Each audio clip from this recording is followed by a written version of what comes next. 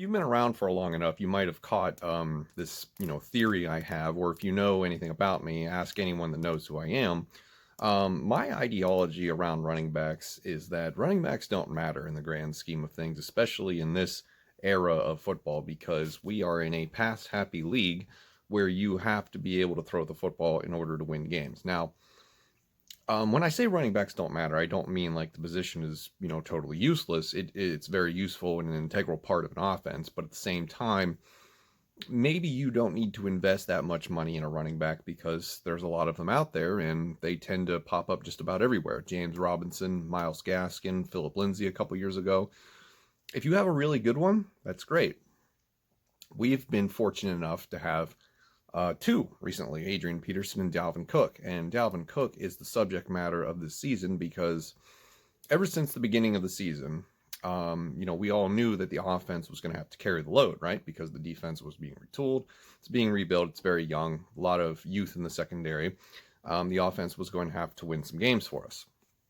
Now, the first half of the season, that didn't go so well. We relied a little bit too much on Kirk Cousins, but that's only because we got down very early in games. And when Dalvin Cook was really, really good, we still ended up not doing very well. Things changed after week 8.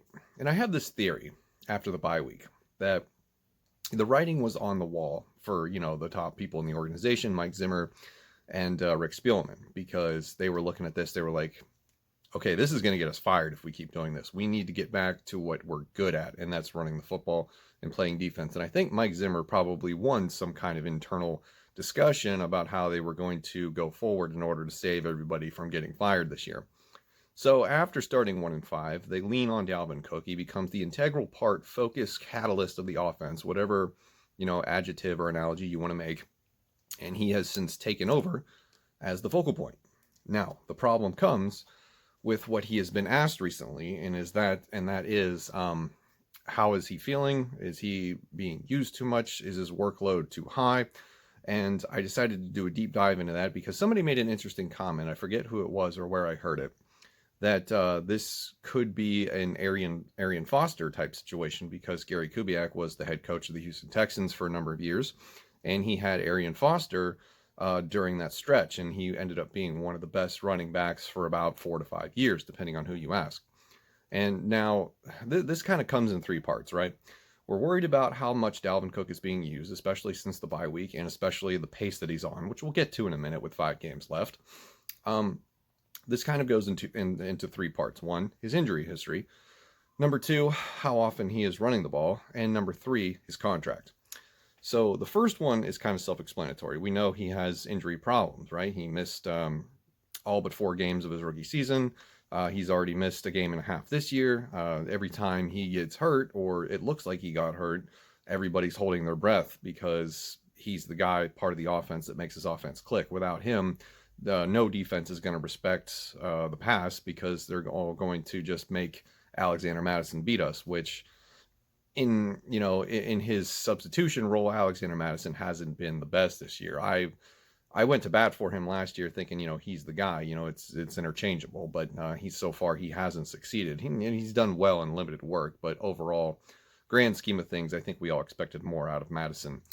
Then you look at his workload. Obviously, that is the focal point of this video. How much is he toting the rock? How many touches is he getting per game? What's his pace?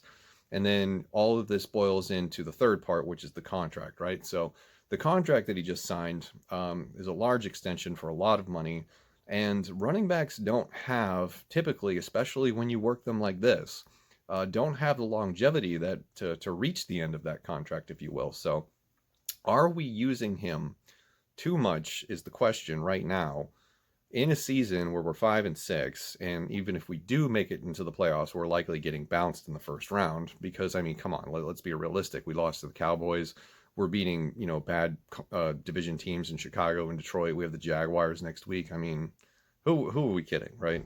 Is this team going to surprise somebody in the playoffs? I don't know. I don't think so.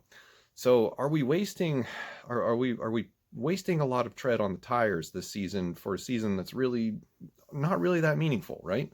That's the question. Are they leaning on him too much to try to win games to save their jobs? I'm not saying that's why they're doing it, but an argument could be made that they aren't. So let's think about this in terms of what happened when, Gary Kubiak, the offensive coordinator, was a head coach in Houston and had Arian Foster. What are the comparisons that we can make? Well, number one is that Arian Foster did have some injury problems and he was used a ton. So I thought it'd be fun to compare their statistics so far. So Arian Foster, if you don't remember, Houston Texans running back, came onto the scene, had an explosive breakout year, and I believe it was 2011, or no, excuse me, it was 2010. But his 2010 was a big year, and then 2012 was a big year, and then sprinkled in were also really good years. So he popped onto the scene in 2010, and then after the Houston basically rode him into the ground, he was out of the league in about 2016. So he had a 7-year career.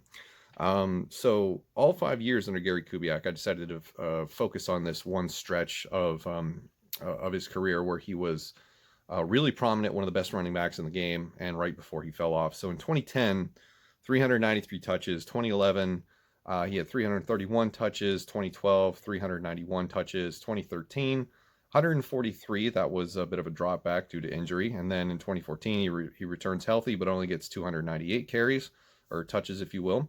And after that, he completely falls off the map because of the injuries, and he's out of the league in 2 years in 2016. So in a 5-year stretch, 1,556 touches for Arian Foster over 168 games. As far as his longevity during that time frame, he only missed 12 out of 80 games. Now, 12 is a lot, that's 3/4 of a season, but in the grand scheme of things, I think for a running back who is toting the rock that often, that's pretty good. Dalvin Cook, by comparison, we'll focus on just the 4 years that he's been in the league, but I will make a note that the last 2 he's had Gary Kubiak on this team. In 2017, his rookie season, 85 touches, gets the injury, misses the rest of the year. He only plays in 4 games. 2018, 173 touches coming back from injury. 2019, that's where he gets the full workload, 303 touches for the season. In 2020 so far, 248 touches, and that's with 5 games to go. He has the potential this season to end up with like 398 touches, and that's not counting receptions going forward. If you average it out, which I don't think we're going to see him, carry the rock 30 times going forward in each of the last 5 games, but let's say he did. That would equate to 398 total touches for the year, assuming he doesn't catch any more balls and assuming that he gets 30 carries a game. Now, that's obviously not going to happen, but that is the potential ceiling, if you will. So maybe we take some of that off, shave some carries here and there, then you're looking at maybe a 350, 360, 370 touch season. That's kind of wild in the first year of a big-time contract extension. Out of the 109 touches he's had in 4 years, came in 38 games, and he's missed a total of 20 games out of the 58 potential that he could have participated in. So already he has a much more significant problem staying healthy than Arian Foster did over a smaller stretch of time. And that is concerning. So the big concern is, of course, the injury history. And if we use him too much, what is going to happen to the offense if he has to miss significant time? And I'm talking, not just a week and a half. I'm talking a month, maybe 2, maybe an entire season. That's stuff of nightmares that we don't want to think about, because I think the offense would get set back even further. The RPOs and the play action would totally disappear, and Kirk Cousins lives and dies by the play action. So that is just not what we want to mess with. So I think the criticism surrounding his usage, his workload, why hasn't Madison got the ball more? Why don't you rotate in Mike Boone? Why don't you do something else? Is warranted. It's a concern. I have a concern that we are using up Dalvin Cook in the first year of a big-time contract extension, and he's not going to survive the entire contract. And by the time that we get a defense built back together, the way that it was, say, last year or the year before, it'll be too late for Dalvin Cook, and the tires are going to be falling off. So that is the concern.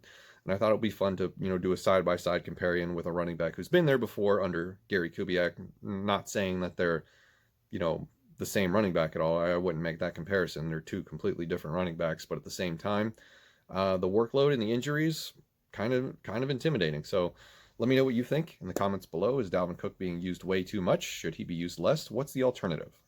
Thank you very much for watching. I'll see you in the next one.